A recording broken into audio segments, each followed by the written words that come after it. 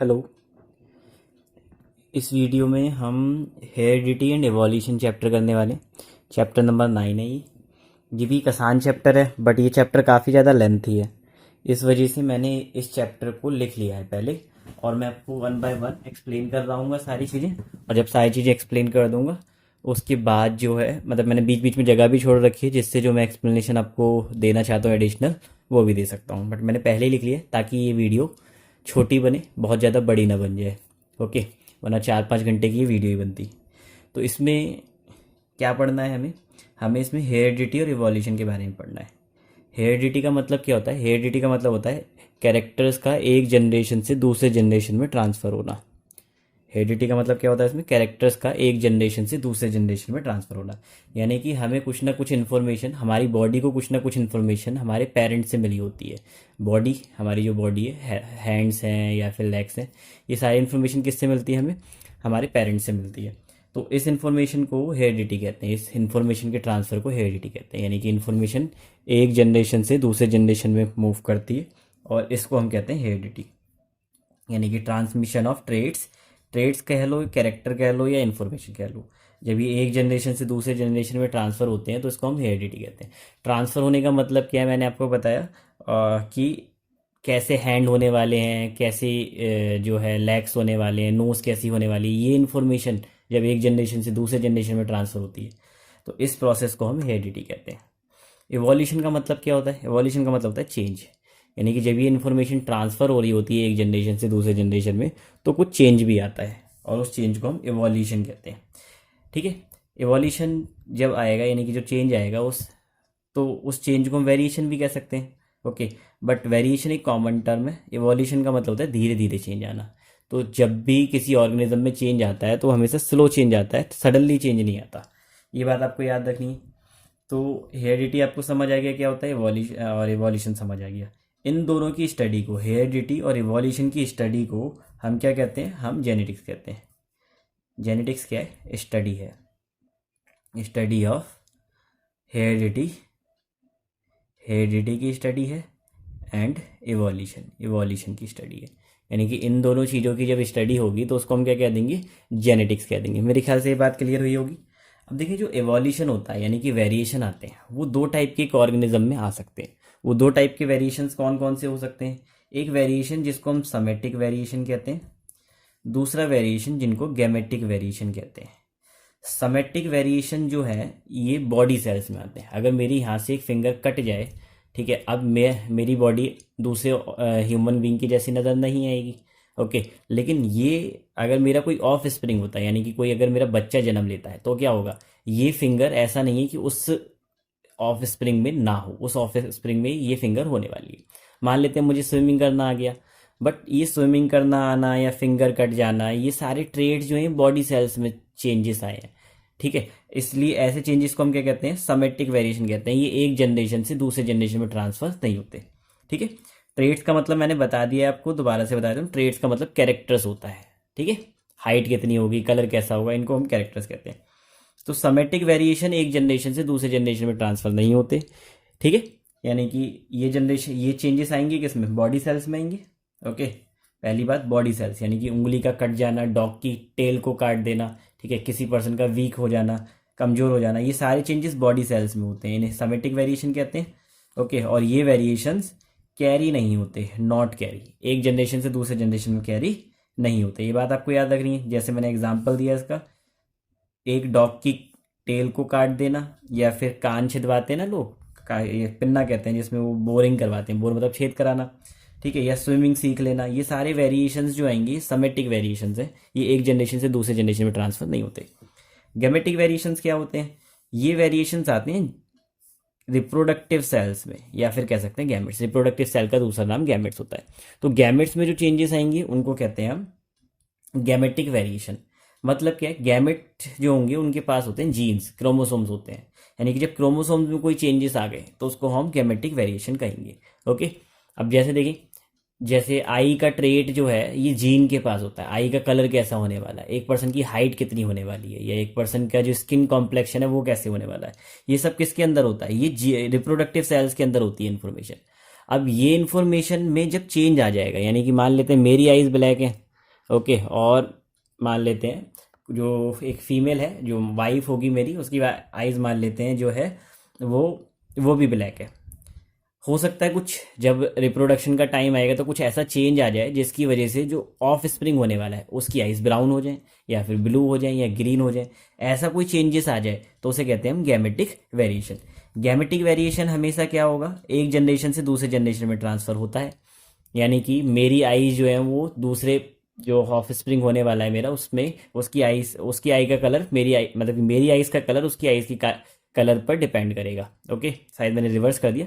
मेरी आई का कलर मेरी आई के कलर पर उसकी आई का कलर डिपेंड करेगा। बात क्लियर? ऑफ स्प्रिंग की आई का कलर किस पर डिपेंड करता है? उसके पेरेंट की आई के कलर पर डिपेंड करेगा। ऑफ स्प्रिंग की हाइट किस पर डिपेंड करेगी? उसके पेरेंट की हाइट पर डिपेंड करेगी। यानी कि ये वेरिएशंस एक जनरेशन से दूसरे जनरेशन में कैरी होते हैं। यानी कि अगर पेरेंट की आई ब्लू है तो चांसेस हैं कि उसके ऑफ स्प्रिंग की आईज भी ब्लू हो सकती हैं। ठीक है, श्योर नहीं है बट चांसेस हैं। तो इसमें कौन कौन से हम वेरिएशंस को शामिल करते हैं? हेयर कलर में चेंज आ जाना है, स्किन कॉम्प्लेक्शन में चेंज आ जाना है, या हाइट में चेंज आ जाना। ये वेरिएशंस एक जनरेशन से दूसरे जनरेशन में ट्रांसफर होते हैं और इन वेरिएशंस को क्या कहते हैं? गैमेटिक वेरिएशन कहते हैं। तो एक बार और दोबारा मैं क्लियर करता हूँ, समेटिक वेरिएशन जो होंगे ये एक जनरेशन से दूसरे जनरेशन में नहीं जाते। ठीक है, यानी कि अगर एक पर्सन जो है उसकी फिंगर जो है वो टूट जाती हैं या उसका हाथ काटना पड़ जाता है तो ये समेटिक वेरिएशन है। ओके, बट एक पर्सन की आईज जो है अचानक से मान लेते हैं ग्रीन किसी की नहीं होती है, ग्रीन कलर की एक आई वाला पर्सन का जन्म हो गया।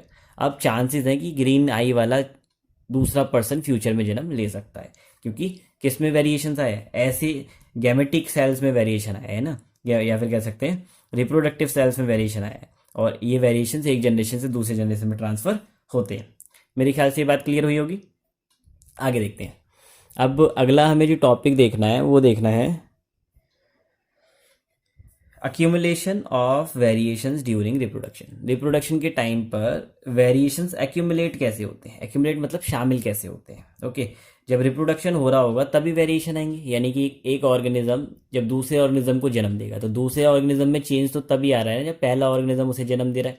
ओके, तो ये लेकिन वेरिएशंस आते कैसे, ये क्वेश्चन है हमारा। तो पहले हमें पता होना चाहिए रिप्रोडक्शन दो टाइप का होता है, एक सेक्सुअल रिप्रोडक्शन होता है, एक असेक्सुअल रिप्रोडक्शन होता है।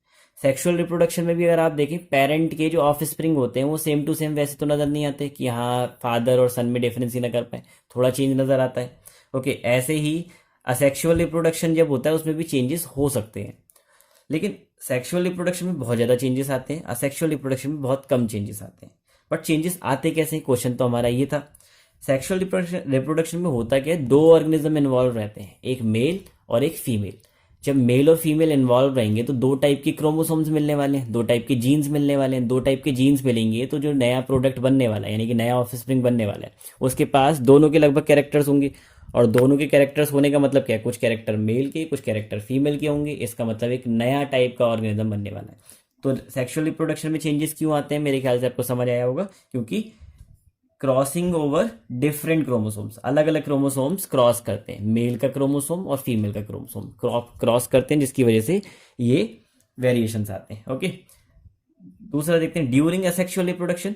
असेक्सुअल रिप्रोडक्शन में यानी कि जब सिंगल ऑर्गेनिज्म रिप्रोड्यूस कर रहा होगा तब चेंजेस क्यों आएंगे, कब आएंगे? पहली बात, इसमें चेंजेस ना के बराबर आते हैं, जनरली चेंजेस नहीं आते, लेकिन बहुत लंबे टाइम बाद चेंजेस आ सकते हैं। कब आ सकते हैं? जब डीएनए कॉपी करते समय हर एक सिंगल सेलुलर जो ऑर्गेनिज्म होता है वो पहले डीएनए कॉपी करता है और फिर टूटता है। ठीक है, यानी कि डीएनए कॉपी कर कर नए टाइप के डीएनए बना लेगा वो। ठीक है, जैसे कुछ डीएनए ऐसी कॉपी वो जनरेट कर लेगा, फिर सेल्स अलग हो जाती हैं। ये हमारा रिप्रोडक्शन का प्रोसेस रहता है। हमने 8 चैप्टर में भी करा था जब हम माइटोसिस पढ़ रहे थे, है ना, मतलब कि जब हम फिजन पढ़ रहे थे, फिजन एम अमीबा पढ़ रहे थे। तो डीएनए जो है पहले कॉपी होता है, यानी कि डीएनए रेप्लिकेट होता है, फिर उसके बाद वो अलग होता है। जब डीएनए कॉपी हो रहा है, कॉपी तो हमेशा सेम रहती है, यानी कि सिंगल सेलुलर ऑर्गेनिज्म अगर टूटते हैं तो वो दोनों सेल सेम नजर आने वाली हैं। बट उसमें भी वेरिएशंस आ सकते हैं। कब आ सकते हैं? जब डीएनए कॉपी करने में ही कुछ गड़बड़ हो जाए, इनएक्यूरेसी हो जाए इन डीएनए कॉपिंग, तब क्या आ सकते हैं? तब वेरिएशंस आ सकते हैं असेक्सुअल रिप्रोडक्शन में भी। तो आपको समझ आया होगा किस तरीके से एक्यूमुलेट होते हैं, किस तरीके से शामिल होते हैं वेरिएशन रिप्रोडक्शन के टाइम पर सेक्सुअल में, क्योंकि अलग अलग क्रोमोसोम्स का क्रॉस होता है, यानी कि वो एक दूसरे के साथ रिप्रोड्यूस करते हैं, इस वजह से क्या आते हैं? वेरिएशंस आते हैं। और असेक्सुअल में क्या होता है, डीएनए कॉपिंग के टाइम पर कोई जो है गड़बड़ हो जाती है, इनएक्यूरेसी हो जाती है, जिसकी वजह से वेरिएशंस आते हैं। ओके, ठीक है, आगे देखते हैं। अब ट्रेड्स क्या होते हैं, पहले हमें पता होना चाहिए ट्रेड्स क्या होते हैं। अभी मैंने आपको बताया भी है वैसे। ओके, मेरे ख्याल से विजिबल नहीं है। तो ट्रेड्स क्या होते हैं, ट्रेड्स और कुछ नहीं है बल्कि कैरेक्टर्स ही हैं। ओके, कैरेक्टर्स किसी चीज़ से भी रिलेटेड हो सकते हैं, हाइट से रिलेटेड, आई कलर से रिलेटेड, या स्किन कॉम्प्लेक्शन से रिलेटेड हो सकता है। ओके, नोज किस तरीके की होगी इससे रिलेटेड हो सकता है। तो ये सारे क्या है, ये सारे ट्रेड्स हैं या फिर कैरेक्टर्स हैं। ये बात समझ आई आपको। स्विमिंग करना भी एक कैरेक्टर हो सकता है। ओके, टेल होना भी एक कैरेक्टर हो सकता है, लेग्स का होना भी एक कैरेक्टर हो सकता है, ट्रेट हो सकता है। ठीक है, अब देखिए ट्रेड्स दो टाइप के होते हैं। कौन कौन से होते हैं ट्रेड्स, एक ट्रेड्स होते हैं जो एक्वायर्ड होते हैं, लाइफ टाइम में उन्हें एक्वायर्ड करा जाता है। इन ट्रेड्स को समेटिक ट्रेड्स भी कहते हैं। एक्वायर्ड करा जाता है मतलब क्या है, ऑर्गेनिज्म में जन्म से नहीं होते। ओके, जैसे एक इंसान जब पैदा होता है तो वो तैराक थोड़ी ना होता है बचपन से कि उसको पानी में फेंकेंगे और तैरना शुरू कर देगा, है ना। ऐसा तो मछली कर सकती है, इंसान नहीं कर सकता। बट इंसान जब बड़ा होता है तो स्विमिंग करना सीख लेता है, यानी कि वो एक अच्छा तैराक बन सकता है। लेकिन ये वाला जो ट्रेट होगा, ये वाला ट्रेट एक्वायर्ड ट्रेट माना जाएगा, और ये एक जनरेशन से दूसरे जनरेशन में ट्रांसफर नहीं होता। ये सेम उसी तरीके से है जो हमने यहाँ पर समेटिक वेरिएशन में पढ़ा था। समेटिक वेरिएशन में लेकिन चेंजेस की बात कर रहे थे, कुछ ऐसे चेंज आ गए जो एक जनरेशन से दूसरे जनरेशन में ट्रांसफर नहीं हो सकते। अब हम उन कैरेक्टर की बात कर रहे हैं जो आ गए हैं, एक पर्सन ने ऑब्टेन कर लिए हैं, लेकिन वो ट्रांसफर नहीं कर सकता अपनी अगली जनरेशन को। ओके, और हम वहां पर किसकी बात कर रहे थे, वेरिएशन की बात करते हैं। यहाँ पर किसकी बात कर रहे हैं, ट्रेड्स की बात कर रहे हैं। ओके, तो जैसे एक इंसान कमजोर है, जरूरी नहीं है उसका बच्चा जो होगा वो लाइफ टाइम तक कमजोर रहने वाला है। ठीक है, ऐसी अगर हम एक डॉग की पूंछ काटते जाएं या उसके जो बच्चे हो रहे हैं उनकी पूंछ काटते जाएं, तो ऐसा कोई टाइम नहीं आने वाला कि बिना पूंछ वाले जो डॉग हैं वो जन्म लेने लग जाएं। तो ऐसे ट्रेड्स को क्या कहते हैं, एक्वायर्ड ट्रेड्स कहते हैं। ठीक है, आप रिपीट कर करके भी सुन सकते हैं वीडियो अगर कोई बात समझ नहीं आ रही है। गैमेटिक ट्रेड्स क्या होते हैं या इनहेरिटेड ट्रेड्स क्या होते हैं, ये ट्रेड्स एक जनरेशन से दूसरे जनरेशन में ट्रांसमिट हो जाते हैं। जैसे देखिए, अगर एक पर्सन की आई का कलर एक पर्टिकुलर है तो वो कलर उसके ऑफिस में ट्रांसफर हो सकता है। तो ऐसे ट्रेड्स को, ऐसे कैरेक्टर को क्या कहते हैं, गैमेटिक जो है ट्रेड्स कहते हैं। मेरे ख्याल से ये बात समझ आई होगी। आगे देखते हैं। तो समेटिक और गैमेटिक ट्रेड्स दो टाइप के ट्रेड्स हैं। समेटिक ट्रेड्स लाइफ टाइम में एक पर्सन एक्वायर्ड कर लेता है लेकिन ट्रांसफर नहीं कर सकता अगर अपनी जनरेशन को, है ना। लेकिन गैमेटिक ट्रेड्स जो है वो एक पर्सन अपनी जनरेशन को ट्रांसफर कर सकता है। अब देखिए, इन ट्रेड्स को समझने के लिए कि ट्रेड्स किस तरीके से ट्रांसफर हो रहे हैं, एक पर्सन ने, जिसका नाम मेंडल है, ये एक बॉटनिस्ट है, साइंटिस्ट है, इसने क्या करा, इसने कुछ कंट्रीब्यूशन दिया है अपना। ओके, इसने क्या कंट्रीब्यूशन दिया है ये हमें पता होना चाहिए। तो इसने जो है, मेंडल ने एक लॉ दिया। क्या दिया इसने, एक लॉ दिया। वैसे इस लॉ के अंदर 3 लॉ शामिल थे, इसलिए इसको लॉज ऑफ इनहेरिटेंस कहा जाता है। क्या दिया उसने, लॉज ऑफ इनहेरिटेंस। इस लॉज ऑफ इनहेरिटेंस में वो बताता है कि एक जनरेशन से दूसरी जनरेशन में कुछ ट्रेड्स जो है वो ट्रांसफर होते हैं। क्या कहता है वो, ट्रेड्स जो है फ्रॉम वन जनरेशन, यहाँ पे 1 लिख लेता हूं, चलो पहले काट देते हैं। From one generation to another generation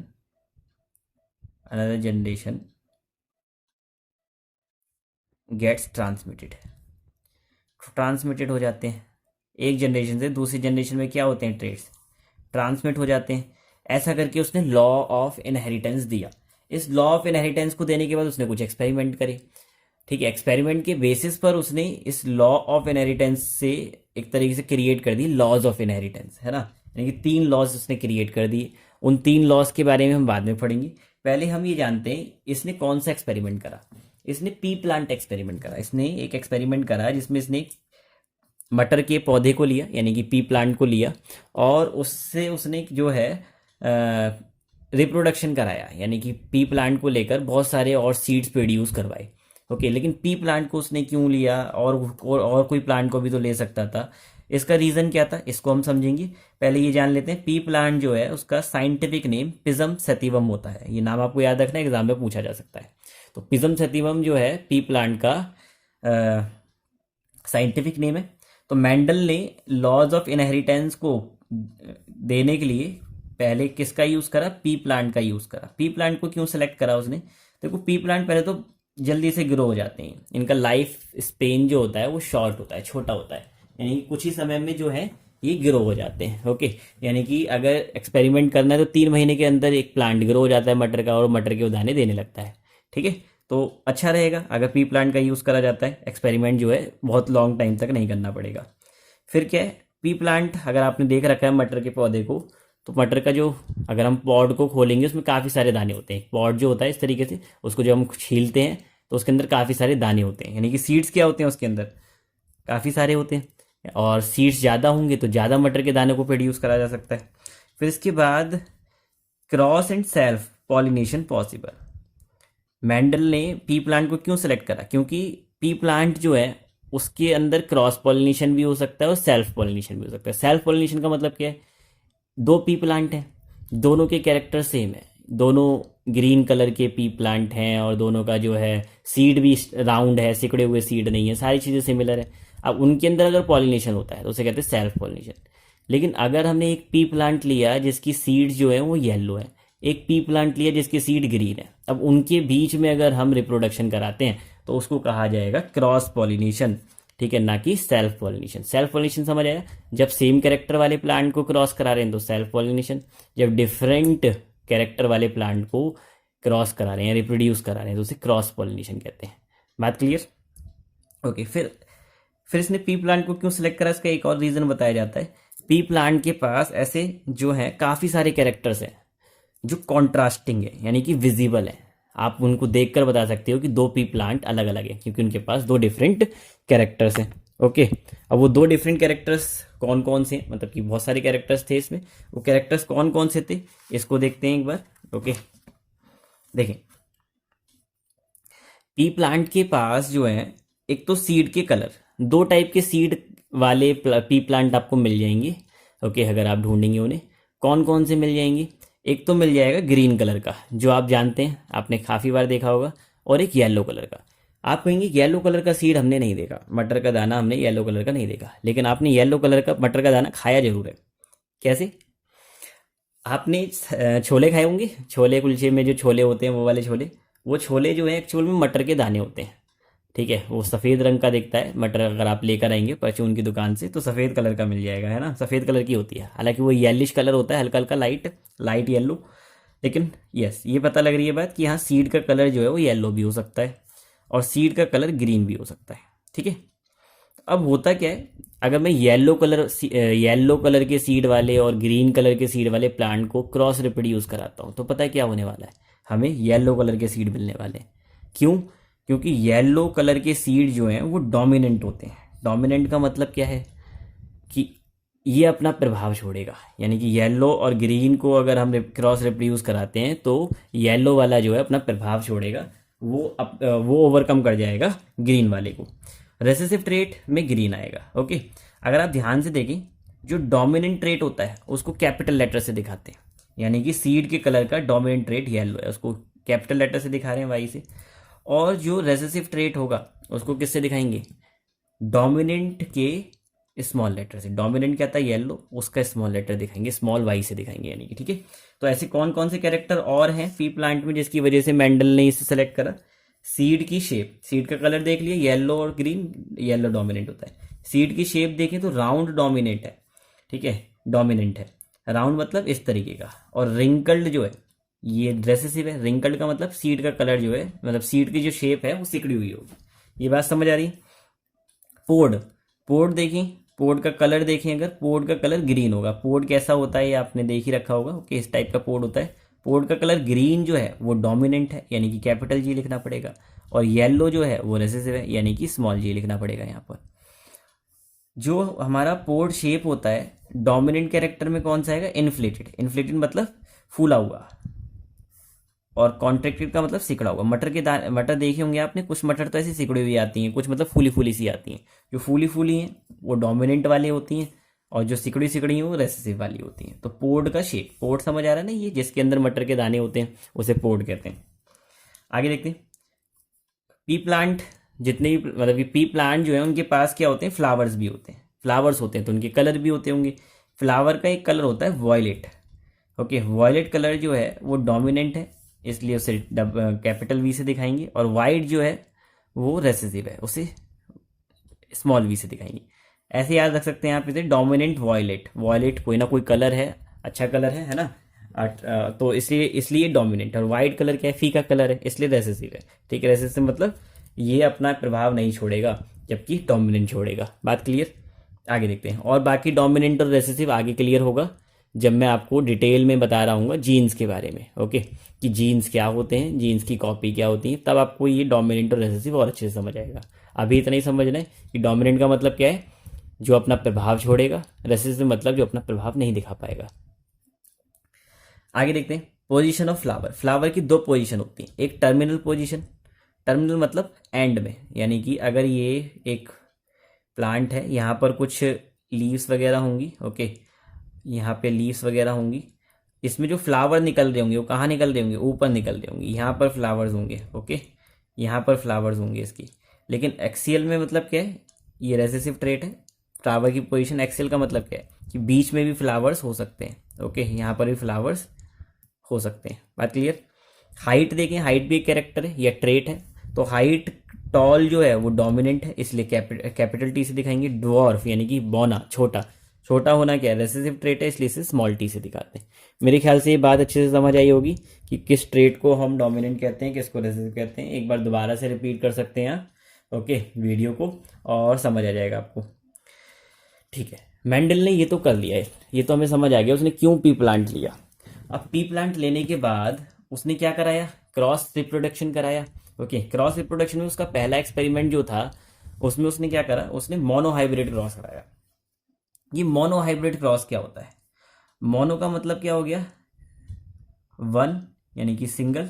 okay, और हाइब्रिड का मतलब क्या होता है, डिफरेंट कैरेक्टर को क्रॉस कराना, डिफरेंट कैरेक्टर को क्या करना, रिप्रोड्यूस करवाना। ओके, तो मोनोहाइब्रिड क्रॉस में जो मेंडल है, ये नाम याद रखना, कहीं मेंडलिव कर दो इसे। ठीक है, मेंडलिव की पेरियोडिक टेबल पढ़ी थी, मेंडल पढ़ रहे हैं यहाँ पर। तो मेंडल ने क्या करा, एक पी प्लांट ऐसा लिया जिसके पास कुछ पर्टिकुलर कैरेक्टर्स थे।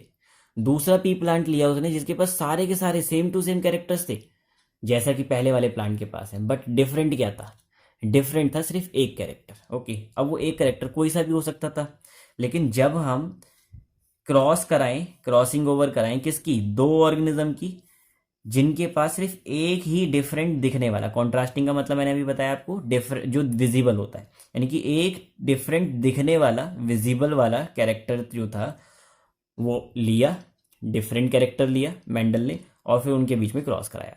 उसने कौन सा कैरेक्टर लिया, पहले उसने लिया टॉल प्लांट। ठीक है, कौन सा प्लांट लिया उसने एक प्लांट लिया टॉल और दूसरा लिया ड्वार्फ, और फिर उनके बीच में क्या कराया, उनके बीच में क्रॉस रिप्रोडक्शन कराया। देखो, जब उसने क्रॉस रिप्रोडक्शन कराया होगा और एक टॉल प्लांट लिया और एक ड्वार्फ प्लांट लिया, तो उसकी जो दोनों प्लांट के पास कैरेक्टर्स रहे होंगे हाइट के, टॉल वाले के पास टॉल वाली हाइट के कैरेक्टर रहे होंगे, ड्वार्फ वाले के पास ड्वार्फ वाले की हाइट के कैरेक्टर रहे होंगे। ओके, अगर आप ध्यान से देखें, ध्यान से एक बात को सोचें और समझें, तो आपको पता लगेगा कि जब भी सेक्सुअल रिप्रोडक्शन होता है, जब भी क्या होता है, सेक्सुअल रिप्रोडक्शन होता है, तो जो उसमें जो ऑफ स्प्रिंग बनते हैं, यानी कि जो संतति बनती है, जो संतान बनती है, बच्चा बनता है, जो उसके पास मेल के कैरेक्टर भी होते हैं और फीमेल के कैरेक्टर भी होते हैं। ओके, यानी कि वो मेल से भी ट्रेड्स ऑब्टेन करेगा और फीमेल से भी ट्रेड्स ऑब्टेन करेगा। यानी कि मेल की कितनी हाइट है वो भी उस एक ऑफ स्प्रिंग को ट्रेट मिला है, फीमेल की कितनी हाइट है उसको वो भी जो है ट्रेट मिला है। दोनों ट्रेट मिले, और ट्रेट्स किसकी फॉर्म में मिलते हैं, क्रोमोसोम्स की फॉर्म में मिलते हैं, या फिर कह सकते हैं जीन्स की फॉर्म में मिलते हैं। ओके, तो जीन्स की फॉर्म में अगर मदर और फादर दोनों से मिल रहे हैं, इसका मतलब ये बात तो क्लियर है कि हर किसी ऑर्गेनिज्म में, हर किसी ऑफ स्प्रिंग में एक ही कैरेक्टर की दो कॉपी होंगी। हो सकता है मेल से जो कैरेक्टर मिला वो टॉल वाला था और फीमेल से जो कैरेक्टर मिला वो ड्वार्फ वाला था, यानी कि मेल का भी एक कैरेक्टर है और फीमेल का भी कैरेक्टर है, हाइट के कैरेक्टर तो दोनों से मिलने वाले हैं ना। तो यानी कि हर किसी ऑर्गेनिज्म में दो कॉपी रहेंगी एक ही कैरेक्टर की। तो कैपिटल टी जो है एक कॉपी को दिखा रहा है, अगर मैं दूसरा कैपिटल टी बना दूं ये दूसरी कॉपी को दिखा रहा है। दोनों कॉपी जो है वो किस कैरेक्टर को दिखा रही हैं, टॉल कैरेक्टर को दिखा रही हैं। डॉर्फ वाले के पास दोनों स्मॉल टी रहेंगे, यानी कि ये किसको दिखा रहे हैं, ये रेसेसिव कैरेक्टर को दिखा रहे हैं। अब करा क्या मैंडल ने पेरेंट जनरेशन में एक टॉल प्लांट लिया और दूसरा डॉर्फ लिया। टॉल प्लांट के अंदर अगर हम देखें जीन्स के पेयर क्या बनेंगे, जीन्स के पेयर ये बनेंगे कैपिटल टी, और इसमें क्या बनेंगे स्मॉल टी। डॉर्फ वाले में रेसेसिव ट्रेट्स होंगे। ये यहाँ मैंने लिख रखा है एलेलिक पेयर ऑफ जीन्स। ये एलेलिक पेयर ऑफ जीन्स क्या होते हैं, एलेलिक जो है वो एलएल से रिलेटेड होता है। किससे रिलेटेड होता है, एलएल से रिलेटेड। ओके, मैं आपको लास्ट में लिखकर दिखाता हूं। तो एलएल क्या होता है, एलएल जो है ये वाला एल नहीं है। ओके, एलएल की स्पेलिंग ये है। एलएल का मतलब क्या होता है, one copy of a gene. Gene की एक कॉपी को क्या कहते हैं, एलएल कहते हैं। एलेलिक का मतलब क्या हो जाएगा, एलेलिक मतलब एलएल से रिलेटेड, एलएल से रिलेटेड, यानी कि जो चीज एलएल से रिलेटेड है उसे क्या कहेंगे, एलेलिक कहेंगे। हम क्या देख रहे हैं, एलेलिक पेयर ऑफ जीन्स देख रहे हैं, यानी कि जीन्स के पेयर एलएल की फॉर्म में कौन कौन से होंगे। ठीक है, यानी कि दो कॉपी, एलएल मतलब एक सिंगल कॉपी होती है, एलेलिक पेयर ऑफ जीन्स मतलब जीन्स की दोनों कॉपी के पेयर क्या होंगे। तो टॉल वाले में टी कैपिटल टी और डॉर्फ वाले में स्मॉल टी होगा। मेरे ख्याल से ये बात क्लियर हुई होगी। ओके, आगे देखते हैं। अब देखो होता क्या है, जब भी सेक्सुअल रिप्रोडक्शन होता है तो उसमें क्या होता है, गैमेट फॉर्मेशन होती है। मैंने आपको 8 चैप्टर में बताया था। गैमेट फॉर्मेशन का मतलब क्या है, हाफ ऑफ द क्रोमोसोम्स का डिवाइड होना। हाफ क्रोमोसोम का डिवाइड होने का मतलब क्या हो गया, कैपिटल टी अलग हो जाएगा, कैपिटल टी अलग हो जाएगा। अभी क्रोमोसोम बन चुके हैं, ठीक है, अब ये डिवाइडेड क्रोमोसोम बन चुके हैं। पहले ये दोनों कॉपी एक साथ थी, अब क्या हो गई, अलग अलग हो गई। तो ये गैमेट फॉर्मेशन हो गई। गैमेट फॉर्मेशन में क्या होता है, हर किसी ऑर्गेनिज्म में जो भी सेक्सुअल रिप्रोडक्शन करता है उसमें गैमेट फॉर्मेशन जब भी होगी तो क्रोमोसोम जो है वो आधे आधे हो जाएंगे। देखो एक ही क्रोमोसोम था टॉल हाइट को दिखाने वाला, लेकिन इसके पास दो कॉपी थी एक ही जीन की। तो होता क्या है, कैपिटल टी की आधी कॉपी अलग हो जाएगी, आधी कॉपी अलग हो जाएगी। एक्चुअल में दो गैमेट्स बन रहे हैं, दो गैमेट सेल्स बन रही हैं। उन दो गैमेट सेल्स में आधी आधी जीन की कॉपी होगी, यानी कि आधी कॉपी इसके पास, आधी कॉपी इसके पास। ठीक है, ऐसे ही स्मॉल वाले के साथ भी यही होगा, स्मॉल टी। ओके, अब होता क्या है, हो सकता है ये वाली सेल है ये, ठीक है, यानी कि एक सेल थी, जब ये टूटती है तो ये दो सेल्स बनाती है। इन सेल्स को गैमेट्स कहा जाता है। गैमेट्स के पास आधे मटेरियल होता है, आधे जो है या तो ये मेल वाला हो सकता है या फिर फीमेल वाला हो सकता है, ये क्लियर नहीं है, बट आधे आधे में ये डिवाइड हो जाता है। ओके, यानी कि जब भी गैमेट फॉर्मेशन होगी तो एक सेल जो गैमेट सेल होगी उसके पास आधा क्रोमेटिक मटेरियल होगा, या फिर कह सकते हैं आधे क्रोमोसोम्स प्रेजेंट होंगे। अब हो सकता है कि कैपिटल टी स्मॉल टी के साथ जुड़ जाए, यानी कि इस वाली सेल के साथ जुड़ जाए। ठीक है, अगर इसके साथ ही जुड़ता है, फर्टिलाइज होता है, तो ये कैपिटल टी स्मॉल टी वाला एक जाइगोट बनाएगा, ऐसा कह सकते हैं।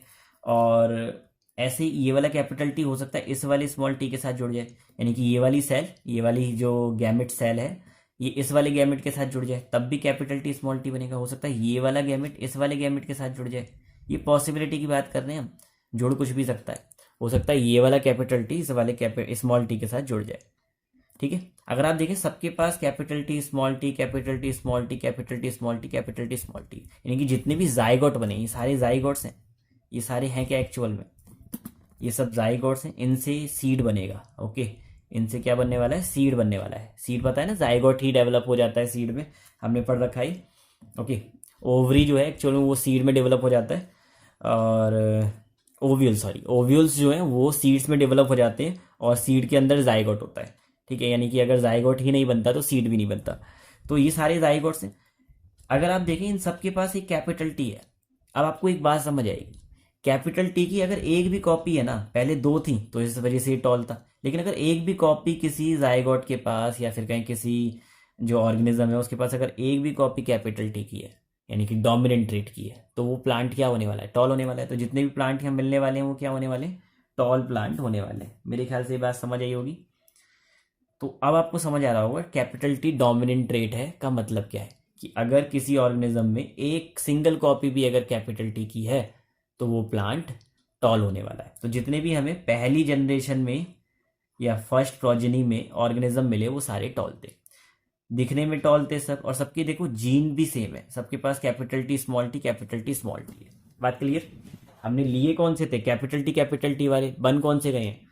कैपिटल टी और स्मॉल टी वाले हमने लिए थे, और बन कौन से गए हैं? कैपिटल टी स्मॉल टी वाले ऑर्गेनिज्म बन गए। ठीक है, या फिर कह सकते हैं प्लांट्स बन गए। मेरे ख्याल से ये बात समझ आई होगी। अब अगला पार्ट करते हैं। अब दूसरे बार उसने क्या करा, मेंडल ने पहले तो सेल्फ क्रॉस पॉलिनेशन कराया, फिर उसने कहा चलो एक काम करते हैं, अब जो इस जनरेशन में यानी कि F1 जनरेशन में मुझे प्लांट मिले हैं, अब उनके बीच में सेल्फ पॉलिनेशन कराते हैं। पहले उसने क्या कराया था? Cross pollination. यहाँ पे हमने जो देखा उसने क्या कराया है? क्रॉस पॉलिनेशन कराया। क्रॉस क्यों बोलते हैं? क्योंकि डिफरेंट कैरेक्टर वाले प्लांट लिए थे। लेकिन अब जो प्लांट मिले हैं, अब इनके बीच में अगर रिप्रोडक्शन कराया जाता है उसे तो सेल्फ ही बोलेंगे ना, क्योंकि सबके पास जीन्स क्या है? सेम है। ओके, तो उसने यही करा।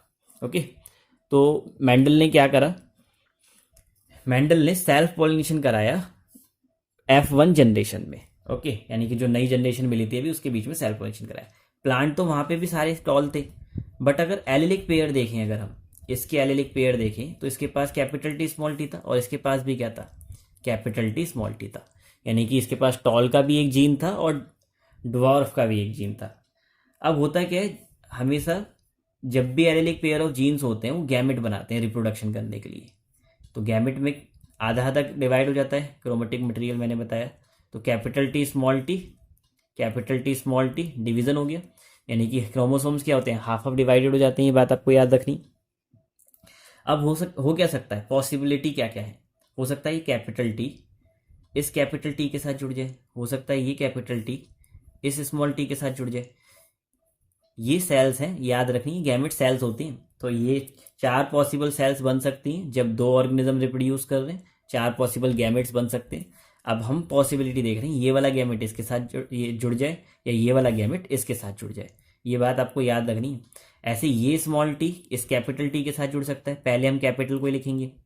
ये स्मॉल टी इस स्मॉल टी के साथ जुड़ सकता है। अगर आप एक बात ध्यान से देखें, यहाँ ये कैपिटल लिख देता हूँ। इन तीनों के तीनों ऑर्गेनिज्म के पास कम से कम एक कैपिटल टी तो है। इसके पास दोनों कैपिटल टी है, इसके पास एक कैपिटल टी एक स्मॉल टी, इसके पास एक कैपिटल टी स्मॉल टी है। तो ये सारे प्लांट क्या होने वाले हैं? टॉल। और ये क्या होने वाले हैं? ड्वार्फ होने वाले। ओके, तो देखें, जिस सीक्वेंस में मैं आपको एक्सप्लेन कर रहा हूँ आपको उसी सीक्वेंस में लिखना है। ओके, क्योंकि कुछ चीज़ें मैंने ऊपर एक स्टेटमेंट मैंने ऊपर लिख रखी है। ओके, उसको देखेंगे, लेकिन आपको ये देखना है, या ऊपर वाली स्टेटमेंट को इग्नोर करते हैं, मैं उसको भी नीचे लिख दूंगा। इसी सीक्वेंस में लिखना है आपको जिस सीक्वेंस में मैं आपको करा। उसने ऑब्जर्वेशन करी कि F1 प्रोजेनी में तो सभी के सभी क्या थे? ऑल प्लांट्स टॉल थे। तो F1 प्रोजेनी में उसने ऐसा देखा, लेकिन F2 प्रोजेनी में वो क्या देखता है? मेजॉरिटी टॉल है, मेजॉरिटी क्या है? टॉल प्लांट है। लेकिन सारे के सारे तो टॉल नहीं थे ना। माइनॉरिटी में अगर हम देखें कौन आ रहा था, यानी कि सम ऑफ द प्लांट्स क्या थे? ड्वार्फ भी थे। ठीक है, some of the plants were dwarf plant थे, ऐसा भी लिख सकते हैं। ओके, तो ये दोनों चीजें नोटिस करने के लिए मिली। कुछ प्लांट जो है वो टॉल मिले, कुछ प्लांट जो है वो ड्वार्फ मिले। लेकिन लिए क्या गए थे? लिए तो दोनों प्लांट टॉल थे। तो अब वो जो था मेंडल जो है वो सोच में पड़ गया, ये हुआ कैसे? मैंने तो दोनों टॉल प्लांट लिए थे। पिछली बार जब टॉल और ड्वार्फ लिए थे तो सारे टॉल मिले, लेकिन अब टॉल ले रहा हूँ तो सारे प्लांट जो है वो टॉल नहीं मिल रहे। कुछ ना कुछ यानी कि गड़बड़ है, या फिर कुछ ना कुछ जो है मैं गलत सोच रहा हूँ, ऐसा उसे लगा। तो जो उसे लग रहा था ये मैं गलत सोच रहा हूँ, उससे उसने कंक्लूजन निकाला। क्या कंक्लूजन निकाला? कि उसने पहले टॉल और ड्वार्फ प्लांट लिए थे, और उससे जो नया प्लांट बना वो टॉल प्लांट था। तो वो ऑब्जर्व कर रहा है कि हो सकता है जो ये नया F1 जनरेशन का जो प्लांट बना, टॉल वाला प्लांट, उसको अपने टॉल वाले पेरेंट से भी जीन्स मिले होंगे, और जो ड्वार्फ वाला प्लांट था उससे भी जीन्स मिले होंगे। यानी कि जो F1 जनरेशन में हमने देखा वहां पे क्या है? दोनों से जीन्स मिले होंगे। क्योंकि दोनों से जीन्स मिले थे तो उस टॉल वाले प्लांट में दोनों के कैरेक्टर मौजूद थे। यानी कि जब उसने रिप्रोडक्शन करा दूसरे टॉल वाले प्लांट के साथ, तो उसने ड्वार्फ प्लांट को भी जन्म दिया, ये उसने सोचा। ये बात अगर मेरी समझ नहीं आई है तो इस वीडियो को रिपीट करके देखें, आपको डेफिनेटली समझ आएगी। ओके, और इमेजिनेशन करने की कोशिश करें, मैं क्या समझाने की कोशिश कर रहा हूँ। अगर आप इमेजिन कर पाएंगे तो आप बेटर पोजीशन में होंगे हर चीज़ को समझने के लिए। ठीक है, तो उसकी ऑब्जर्वेशन क्या आती है, पता लगी आपको, वो सारी चीज़ें ये गैस कर रहा है क्योंकि उसके पास माइक्रोस्कोप नहीं है, वो चेक कर ले कौन कौन से जीन्स हैं। ये बात भी याद रखनी है, कहीं सोचो कि उसके पास तो माइक्रोस्कोप भी होगी, चेक कर लेता जीन्स कौन कौन से, नहीं उसके पास नहीं थी। तो वो सारी चीज़ें गैस कर रहा है, ठीक है। तब भी वो इतनी सटीकता पर पहुंच पा रहा है, तो ये बात आपको याद रखनी। देखो फिनोटाइप क्या होता है, फिनोटाइप कहते हैं हम फिजिकल अपीयरेंस को। किसको कहते हैं, फिजिकल अपीयरेंस को। जो फिजिकली अपीयर होगा उसे फिनोटाइप कहते हैं। जैसे देखें, अगर टॉल और टॉल का F2 जनरेशन में जब टॉल और टॉल प्लांट का सेल्फ पॉलिनेशन हुआ, तो टॉल प्लांट्स भी मिले और डवार्फ भी मिले, तो ये फिनोटाइप हो गया, टॉल एंड डवार्फ, ठीक है। बट अगर हम फिनोटाइपिक रेशियो की बात करें तो 4 प्लांट्स थे टोटल, 4 में से 3 जो थे वो क्या थे, वो टॉल थे, और 1 क्या था, डवार्फ था। तो ये फिनोटाइपिक रेशियो हो गया। जीनोटाइप किसे कहते हैं, जीनोटाइप कहते हैं जेनेटिकल मेकअप को, यानी कि जीन्स किस तरीके के प्रेजेंट है, जेनेटिकल मेकअप। जीन्स का मेकअप कैसा है, बनावट कैसी है जी। मेकअप का मतलब बनावट होता है ना, जैसे चेहरा बनाते हैं मेकअप लगाकर, ऐसे ही जेनेटिकल मेकअप क्या होता है, बनावट। तो जेनेटिकल मेकअप अगर हम देखें तो एक जीन का जो मेकअप था वो था कैपिटल टी वाला। दूसरा जो था वो क्या था, कैपिटल टी स्मॉल टी, लेकिन इसमें भी कैपिटल टी स्मॉल टी है, तो ये तो सेम ही हो गए। और एक था कैपिटल स्मॉल टी वाला। तो ये जेनेटिकल मेकअप या जीनोटाइप बन रहा था। और इन जीनोटाइप का अगर हम रेशियो देखें तो क्या बनेगा, कैपिटल का 1 है, कैपिटल टी स्मॉल टी का 2 है, और स्मॉल टी का 1 है। ये आप याद रख लेना, एग्जाम में क्वेश्चन बनता है कि एक पर्सन ने एक्सपेरिमेंट करा, उसने 400 सीड प्रोड्यूस करे टॉल और टॉल प्लांट को प्रोड्यूस कर, मतलब कि सेल्फ पॉलिनेट कराकर, और उसको जब नए प्लांट्स मिले उसमें टॉल भी थे और उसमें डवार्फ भी थे, ऐसा करके वो दे देगा, ठीक है। अब बताओ 400 में से कितने प्लांट टॉल थे, तो आपको क्या करना पड़ेगा, टॉल पता है आपको सबसे ज़्यादा ही रहे होंगे, 3 रहे होंगे 4 में से, तो आप 400 को, ठीक है, अगर ऐसा उस एग्जाम में क्वेश्चन पूछता है तो ध्यान रखना। अगर उसने कहा 400 सीड्स बने, 400 सीड्स में से मतलब 400 प्लांट बने, 400 प्लांट में से कितने टॉल होने चाहिए, तो आप क्या करेंगे, 3 से मल्टीप्लाई 4 से डिवाइड, और जो आंसर आएगा वो टॉल प्लांट का आंसर आएगा। 4 से डिवाइड कर देंगे तो 100 हो जाएगा, 100 से 3 की मल्टीप्लाई करेंगे 300, यानी कि 300 जो है वो टॉल प्लांट लेंगे। डवार्फ कितने मिले, तो 1/4 से मल्टीप्लाई करा दो, ठीक है, यानी कि 4 से डिवाइड कराना है, क्योंकि टोटल कितना रेशियो बन रहा है, 4 ऐड करेंगे तो 4 ही बनेगा ही, इनको 3 और 1 को, तो 4 से डिवाइड करना है। अब आपको टॉल के नंबर निकालने हैं, 3 से मल्टीप्लाई करो, डवार्फ के निकालने हैं तो 1 से मल्टीप्लाई करो, ओके। ठीक है, रिपीट कर सकते हैं आप इस बात को, वीडियो को पीछे करें और फिर रिपीट कर लें, ओके। ये थोड़ा सा लेंथी चैप्टर है बट हो जाएगा।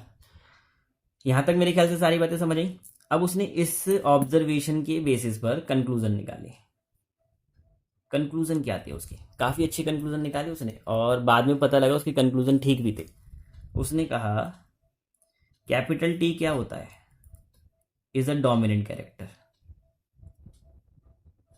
ये डोमिनेंट कैरेक्टर होता है।